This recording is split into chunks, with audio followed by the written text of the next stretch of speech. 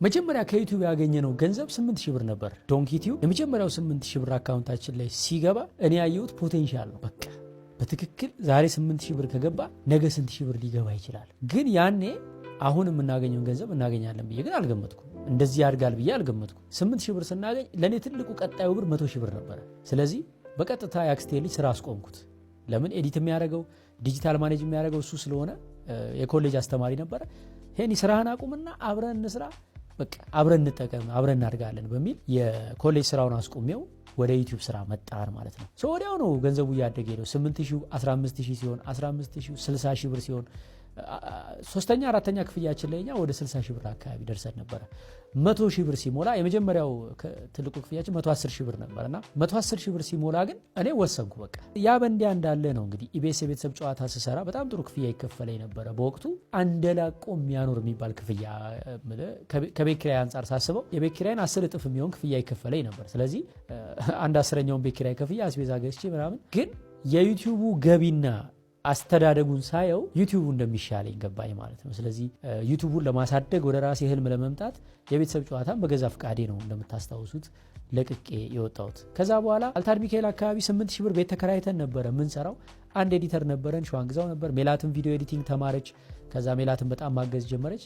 ከዛ በኋላ ትልቅ ህንፃ ለመከራየትና 10-15 ሰራተኞች ለመቅጠር ትንሽ ፈታኝ ነበር። 3 ቀን አሰብኩበት። ብንከስርስ ዩቲዩቡ ባይሰራስ በጣም ተጨንቄ ነበር። ደፍረን ግን አደረግነው። G+3 ቤት ተከራይተን ወደ 10 ሰራተኞች ቀጥረን ቀጠልን። ስንቀጥል ግን የገባኝ ነገር ዩቲዩቡ እኔ ደፍሬ ኢንቨስት ባረኩት ልክ ገቢው እያደገና ከምጠብቀው በላይ መታጠፊያዎቹ እየበዙ ሄዱ።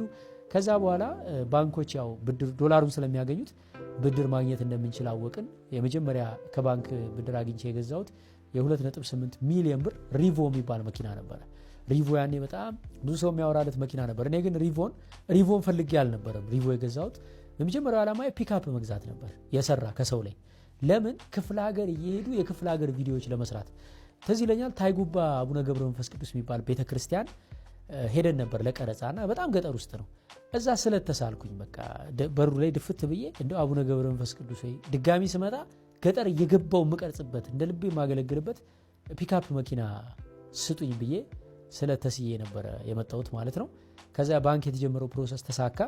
ወደ 3 ሚሊዮን ብር አካባቢ ብድር ተፈቀደልን። ስናይ ፒክአፕ መኪናዎች የዛን ጊዜ 3 ሚሊዮን ብር ነበርና ሰው ቤት የቆመ ምናምን ብዙ ፒክአፕ ዞረን አየን፣ ግን አልተሳካም። መጨረሻ ላይ ከቤቱ 00 የቆመ ሪቮ መኪና ነበረ። በባንክ ነው ስንለው እሺ ያለ። ሰው በባንክ ነው ሲባል መሸጥ አይፈልግምና እሺ ያለን። እግዚአብሔር ይስጥ። ቦሌ ጫፍ ታቁት እንደሆነ ተፈራ የሚባል የመኪና መሸጫ አለ። መኪናውን በ2.8 ሚሊዮን ብር ከበዳሽን ባንክ ብድር ገዛን ማለት ነው። ያ መኪና ደግሞ በጣም ትልቅ ፓወር ሆነን ማለት ነው። እንደ ልባችን እየተንቀሳቀስን ቪዲዮ ለመቅረጽ ቀስ እያለ የሆነ ስራ ሲሰራ ላይት ስንገዛ፣ ካሜራ ስንገዛ፣ ኤዲቲንግ ኮምፒውተር ስንጨምር፣ ተዋናይ ስንጨምር ፕሮግራማችን በደንብ እየሰፋ ሲሄድ ስፖንሰሮች እየመጡ ሄዱ። ይሄንን ስላችሁ እኔ ዩቲዩብ እንደከፈትኩ በመጀመሪያ ቪዲዮዬ ተሳክቶልኛል ማለት እችላለሁ። ለምን ስታንዳፕ ኮሜዲያን ሆኜ ነው የመጣሁት።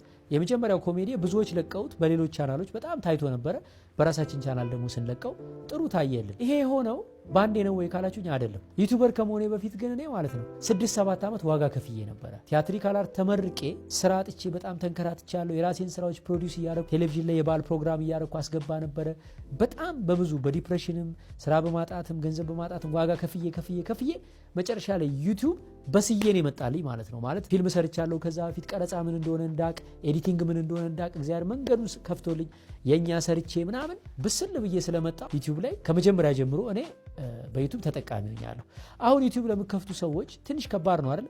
ግን ቢሆንም አሁን ላይ ቪዲዮ የሰራሁት ለምንድን ነው? ማትሪክ ነጥብ ያልመጣላችሁ፣ በልጆቻችሁ ግራ የገባችሁ ወላጆች፣ አዲስ ስራ ለምትፈልጉ ወጣቶች፣ ወይም ደግሞ እየሰራችሁ ተጨማሪ ገቢ ለምትፈልጉ ወጣቶች ዩቲዩበር መሆንን እንደ አማራጭ እንድታዩ ትፈልጋለሁ። ዩቲዩበር መሆን ይቻላል? አዎ ይቻላል። ክረምት ባዘጋጀነው ኮርስ እንዴት ዩቲዩበር እንደምትሆኑ ፉል ፓኬጁን ነግራችኋለሁ። ግን ዩቲዩበር መሆን ምን ጥቅም አለው ለሚለው ለታገሰ ለጸናና ለተሳካለት ሰው ዩቲዩብ አንደኛ ያን ሰውዬ ኢንተርናሽናል ሰው ያደርገዋል። እንዴት ካላችሁ ኢትዮጵያ ውስጥ እየኖረ በዶላር ነው የሚከፈለው። አሁን ያለውን የኑሮ ውድነት ለማሸነፍ ያለን የምናገኘው ክፍያ በቂ እንዳልሆነ ታውቃላችሁ። አንድ ሰው ግን በዶላር ተከፋይ ቢሆን አይደለም የራሱን ኑሮ የሌሎችን ኑሮ ማሸነፍ ይችላል ማለት ነው አይደለ? ሁለተኛ ዩቲዩብ ዓለም አቀፍ ያደርጋችኋል። እኔን ዓለም አቀፍ ያደረገኝ ዩቲዩብ ነው። አሜሪካ የሄድኩት ዩቲዩበር በመሆኔ እግዚአብሔር በሰጠኝ ጸጋና በረከት ለማገልገል ነው። እኔ በኮሜዲያንነት ዓለምን ምዞር መስሎኝ ነበር፣ ግን በዩቲዩበርነት ነው ዓለምን የዞርኩት።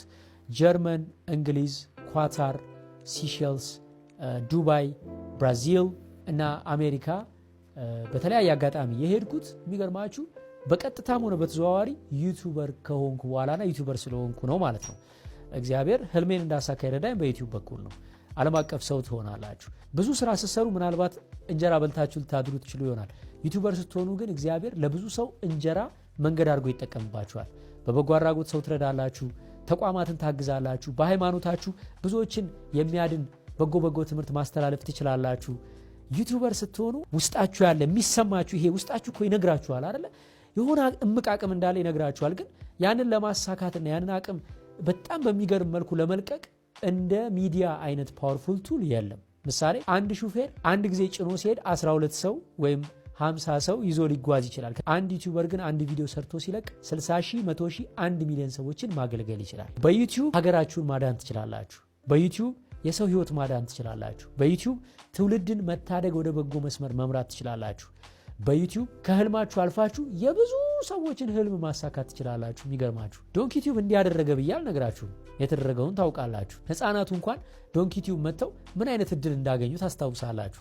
ብዙ ሰዎች ታሪካቸውን ተናግረው ስራቸውን አስተዋውቀው ቢዝነሳቸውን ለዓለም አሳይተው ህይወታቸውን እንደቀየሩ ታውቃላችሁ። ስለዚህ ዩቲዩብ ዛሬ እኔን ኮሜዲያን እሸቱን እንደ ግለሰብ እናንተ ልብ ውስጥ አስቀምጦኛል። ዩቲዩብ ዛሬ እንደ ቢዝነስማን እኔን ከ110 በላይ ሰራተኞችን ያስተዳደርኩበት ወቅት ሁሉ ተፈጥሮ ነበረ። አስባችሁታል? እንዲህ አይነት ትልቅ ተቋም ፈጥረን ዓለም አቀፍ ብራንዶች ጋር አብረን ለመስራት አስችሎናል። ዩቲዩብ ለብዙ ሰዎች እንድንደርስ ረድቶናል። አያችሁት? አሁን ዛሬ ኑሮን ለማሸነፍ ብላችሁ የምትጀምሩት ዩቲዩብ ወዴት ሊሄድ እንደሚችል አራው ወይም ገደቡ ሰማዩ ነው። ታዲያ ዩቲዩበር መሆን ለሁሉም ሰው ቀላል ነው ወይ? አይደለም። ይሄን ሁሉ ክብርና ዝና ለማግኘት ዓለምን ለመዞር ሚሊዮነር መሆን ከፈለግ ሌሎች ቢዝነሶች ላይ ሰዎች የሚከፍሉትን ዋጋ ዩቲዩብ ላይ መክፈል ግድ ነው። ነገር ግን ዩቲዩብ ቢያንስ ሱቅ ተከራይ አይልህም፣ ቢሮ ክፈት አይልህም። ንግድ ፍቃድ አውጥተህ ቢሮ ከፍተህ እቃ ፈርኒቸር አሟልተህ ሰራተኛ ቀጥረህ ልክ ጁስ ቤት እንደምትከፍተው አይደለም ዩቲዩብ መክፈት። አንድ ላፕቶፕና ጥሩ ስልክ ያለው ሰው ዩቲዩብ መክፈት ይችላል፣ ዩቲዩበር መሆን ይችላል። ለክረምት ያዘጋጀንላችሁ ስልጠና አንደኛ ቪዲዮ ኤዲቲንግ እኛ እናስተምራችኋለን። ሁለተኛ የዩቲዩብ ኮንተንት እንዴት እንደሚሰራ ከሀ እስከ ፐ ከምትጠብቁት በላይ ያዘጋጀንላችሁ ቤታችሁ ቁጭ ብላችሁ የምትማሩባቸው የኦንላይን የቪዲዮ ትምህርቶች አሉ። ቪዲዮ ኤዲቲንጉን በአካል ዩቲዩበርነቱን ኦንላይን ከተማራችሁ በኋላ የዩቲዩብ ቻናል ራሳችንን ከፍትላችኋለን። ሎጎ እንሰራላችኋለን። የዩቲዩቡን ስም እናንተ ታወጣላችሁ።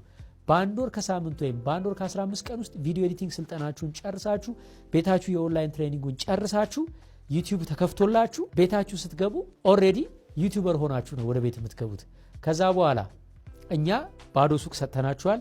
እቃ ደርድሮ መሸጥ የእናንተ ስራ ነው። ምን ማለት ነው? ዩቲዩቡን እኛ ከፍተንላችኋል። ቪዲዮ እያመረቱ መጫን የእናንተ ስራ ነው። የመጀመሪያ ቪዲዮአችሁ ቪው አግኝታችሁ ዶላር ታገኛላችሁ ወይ? በፍጹም አታገኙም፣ እንዳታስቡት። በሁለተኛው ቪዲዮአችሁ በፍጹም የማይታዩ 40፣ 50፣ 100 ቪዲዮዎች መልቀቅ ሊኖርባችሁ ይችላል። 3 ወር 6 ወር ቀን ከሌሊት እየለፋችሁ መታገል ሊኖርባችሁ ይችላል። 2 ዓመትም ሊፈጅባችሁ ይችላል።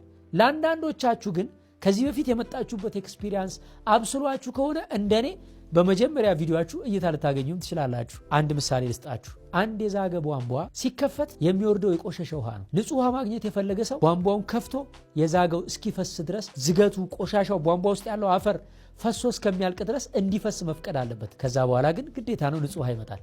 ልክ እንደዛ የእናንተ የማይታይ ቪዲዮ ማለት ብዙ ችግሮች፣ ስህተቶች፣ እንከኖች ያሉበት ቪዲዮ ነው። ያን ቪዲዮ መልቀቅ አለባችሁ፣ ግዴታ ነው። 40 ሰው የሚያየው ቪዲዮ መልቀቅ አለባችሁ።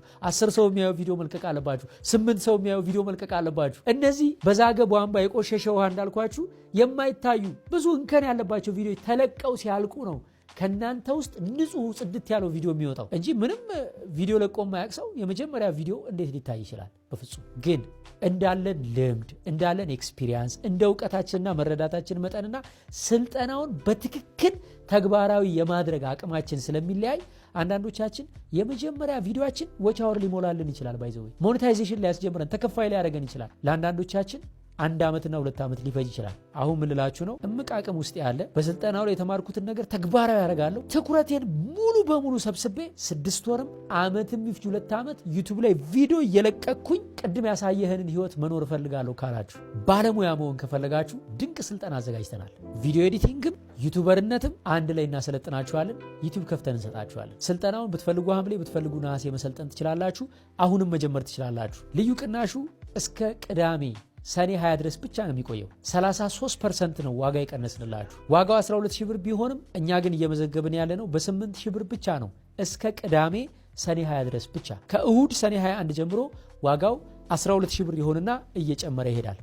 በተለይ ብዙ ሰዎች አሁን ላይ በኤአይ ስክሪፕት እየጻፉ ተምኔል እየሰሩ የዩቲዩብ አማካሪያቸው ሆኖ እስከ ሞኔታይዜሽን ድረስ እያንዳንዷን ስቴፕ ዩቲዩብ ራሱ ኤአይ ኢንተግሬትድ ሆኗል። አሁን ቪዲዮአችሁን አይቶ ማለት ነው ምኑ ስህተት እንደሆነ ምኑ አሪፍ እንደሆነ ቪዲዮአችሁ ቀሽም ከሆነ ለምን ቀሽም እንደሆነና ምን ማስተካከል እንዳለባችሁ ዩቲዩብ ራሱ አፋውቶ መናገር ጀምሯል። አሁን ኮሜንቶቻችሁን አይቶ ተመልካቻችሁ ምን እንደሚፈልግና ምን አይነት ቪዲዮ ብትሰሩ እንደሚያዋጣችሁ ዩቲዩብ አሁን ራሱ ከኤአይ ጋር ኢንተግሬትድ ሆኖ ታሪክ እየሰራ ነው። ራሱ ዩቲዩብ ስክሪፕት ለእናንተ መጻፍ ጀምሯል። ቪዲዮ ማምረት ከምን ጊዜውም በላይ ቀላል በሆነበት ዘመን፣ ነገር ግን ውድድሩ ከባድ በሆነበት ዘመን ሳትማሩ ዩቲዩብን አትሞክሩት። ኑ 6 ዓመት የፈጀብንን ዓለም አቀፍ ብዙ ሽልማቶች እስከምንሸለም ድረስ ከፍ ያደረገንን የዩቲዩብን ምስጢር በአካል እናስተምራችኋለን። ሙሉ ቀን ከኔ ጋር ተገናኝተን የምሰጣችሁ የስቶሪ ቴሊንግ ክላስ አለ። ከ1000 በላይ የዓለማችን ድንቅ ዩቲዩበሮች ላይ ከሚስተር ቢስት እስከ ሀገራችን ስኬታማ ቻናሎች በመቶዎች የሚቆጠሩ ቪዲዮዎችን ፈትሸን ስኬታማ የዩቲዩብ ቪዲዮ 1000 ፎርሙላዎችን አውጥተናል። ፒዲኤፍ ፋይል እንሰጣችኋለን። የኢንትሮ ፎርሙላ እያንዳንዱን ነጥብ ሳይንሱን እናሳያችኋለን። ከባድ አይደለም፣ ቀላልም አይደለም። ከእናንተ የሚፈልገው ቁርጠኛ ሆኖ ልታገል ወስኛለሁ የሚል ማይንድ ሴት ነው። ክረምት አይደል? አዲስ እውቀት ተማሩበት። ዩቲዩበር እንኳን ባትሆኑ ቪዲዮ ኤዲተር መሆናችሁ ይጠቅማችኋል። ኮርስ ውስጥ ብዙ የስቶሪ ቴሊንግ ቴክኒኮችንም አሳያችኋለሁ። ዶንኪቲው የበጎ አድራጎት ቪዲዮ እንኳን ሰርቶ በሚሊየን የሚታይለት ለምንድን ነው? የኳታሩ፣ የደብረ ሊባኖሱ፣ የእንግሊዙ፣ የአሜሪካው ገንዘብ ስጡን የሚሉ የእርዳታ ቪዲዮዎች ሆኖ በሚሊየን የታዩት ቪዲዮዎች ታሪክ ነገራችን ምን አይነት ቴክኒክ ስለተከተለ ነው። ብራንዳችሁን፣ ምርታችሁን፣ አገልግሎታችሁን በቲክቶክም በዩቲዩብም ለመሸጥ ምርጥ የስቶሪ ቴሊንግ ኮርስ ሙሉ ቀን ከጠዋት ጀምረን እስከ ማታ ድረስ እኔ ራሴ በአካል አስተምራችኋለሁ። ይህን ሁሉ ትምህርት በዚህ ቅናሽ ዋጋ ያቀረብነው ብዙ የመክፈል አቅም የሌላቸው ወጣቶች እንዳሉ መረጃ ስላለን ነው። ዳታቤዛችን ላይ የመክፈል አቅም ትንታኔ ስንሰራ ዋጋችን በዚህ ረገድ ቢሆን ብዙ ወጣቶች እድሉን ያገኛሉ የሚል መረጃ ስላለን ነው።